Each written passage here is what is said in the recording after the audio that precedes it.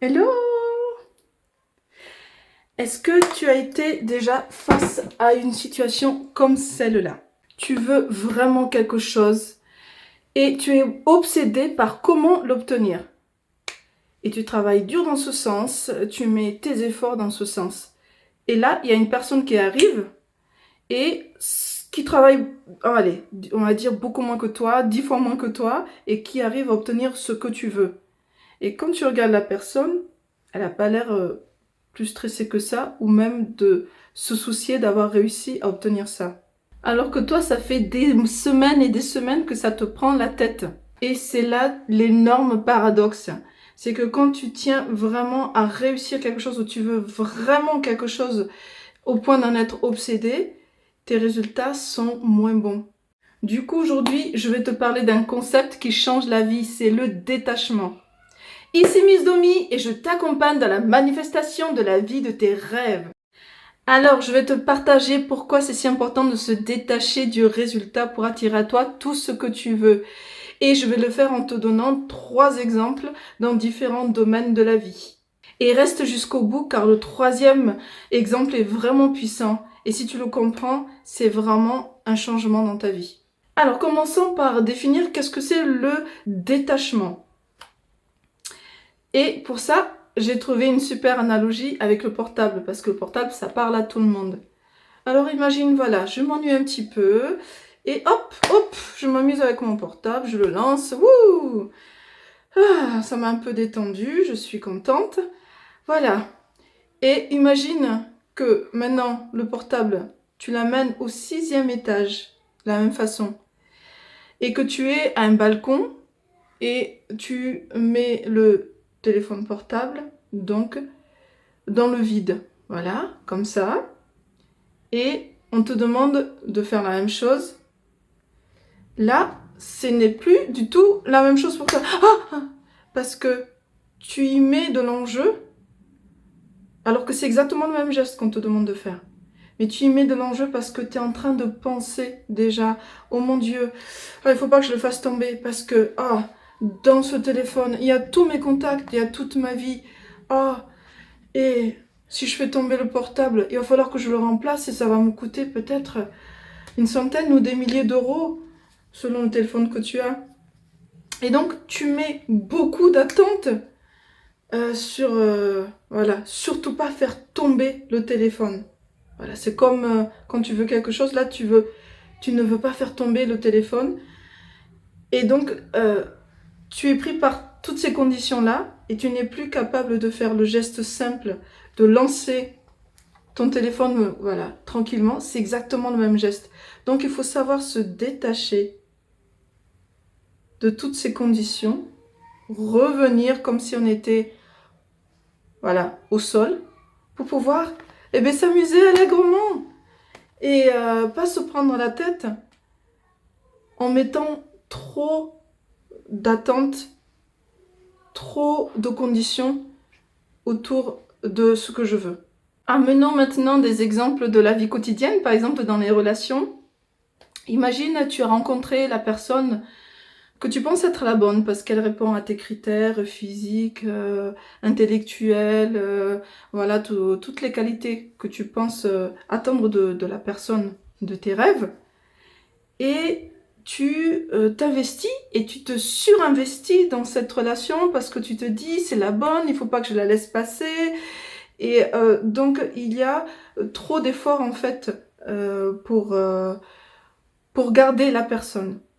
Et pour plaire à cette personne, tu vas peut-être porter des masques qui ne sont pas toi et au final, tu peux réussir à le faire 1 mois, 2 mois, 3 mois, mais certainement pas 3, 4, 10 ans. Donc c'est important en fait d'avoir ce détachement aussi quand on est dans une relation amoureuse. Un détachement, ça veut dire que on est capable de montrer que on est heureux, qu'on soit ou pas avec la personne, mais qu'on est heureuse de se retrouver, qu'il n'y a pas en fait une attente particulière. L'autre n'est pas là pour compléter ou pour combler un manque chez toi. Mais vous, quand vous êtes ensemble, vous êtes une relation qui peut s'épanouir, qui peut se développer. Voilà, parce que tous les deux, vous êtes des personnes équilibrées. Et est-ce que tu as remarqué que un trait qui est très attractif chez les personnes, c'est quand elles ont confiance en elles. Elles deviennent charismatiques. Et toi aussi, si tu as cette confiance en toi, que tu n'as pas besoin de l'autre pour être heureux, mais que tu es heureux d'être en couple ou en relation, alors là, tu deviens magnétique. Et je vais te donner un deuxième exemple sur le côté business. Mon exemple pour la création de ma chaîne YouTube. Donc au départ, j'étais très concentrée sur les données analytiques, les metrics, pour voir, parce que j'avais des ambitions, bien sûr, de devenir virale. Donc comment les gens réagissaient par rapport à une vidéo.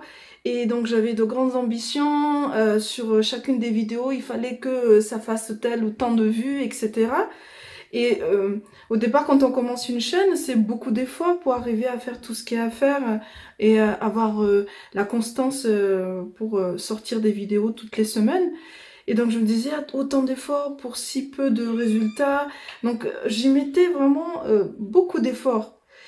Et au bout de 2 mois, j'ai eu le déclic. Je me suis dit, attends, il faut peut-être faire autrement parce que si tu veux, en fait, tenir sur la longueur, il faut prendre les choses différemment. Donc se détacher des métriques, des données analytics et vas-y, fais des vidéos. Le fun avant tout et passer des messages qui vont voilà, amener peut-être du bonheur ou des astuces aux gens. Voilà, se concentrer sur ça, sur cette valeur-là. Et ça a été vraiment ce qui a changé parce que dès ce moment-là, sur le dernier mois, j'ai eu d'un coup 800 abonnés de plus en un seul mois. Voilà, donc évidemment, c'est le début, donc c'est à petite échelle ce que je vous dis, mais c'est pour vous montrer que quand on se détache en fait du résultat et qu'on apprécie le voyage, comme on dit en anglais, enjoy the process, il faut, quand tu aimes en fait œuvrer au quotidien et prendre du plaisir à ce que tu fais, mais c'est tellement plus important que le résultat qui va arriver derrière.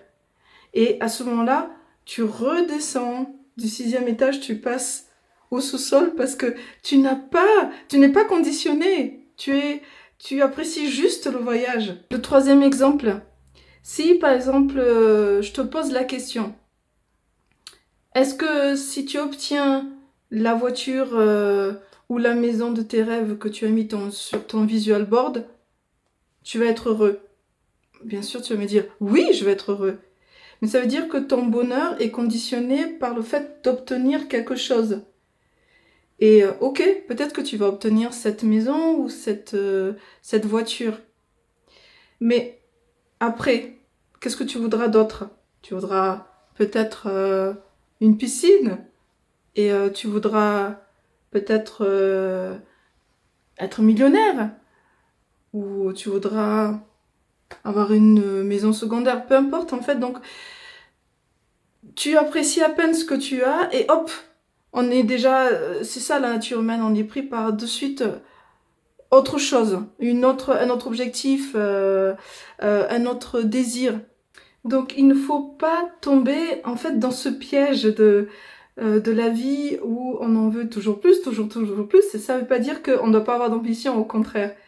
Mais ça veut dire qu'il faut aussi, à chaque fois qu'on a quelque chose, avoir cette gratitude immense, être reconnaissant, apprécier en fait chaque moment de la vie et ne pas être heureux que quand on obtient ce que l'on veut, parce que c'est là où on peut être déçu.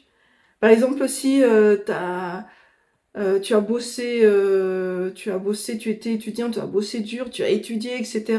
Et tu t'imaginais que quand tu auras ton diplôme, ça va être super, tu vas être le plus heureux du monde, etc. Et tu as bossé dur, mais voilà, sans apprécier. Le jour où tu as ton diplôme, bah, tu vas être certainement heureux, mais tu vas dire, oh, so, what else? Qu'est-ce qui se passe après? Il n'y a peut-être pas autant de joie que ce que tu t'étais imaginé. Donc il faut vraiment avoir cette gratitude du quotidien et aimer le voyage.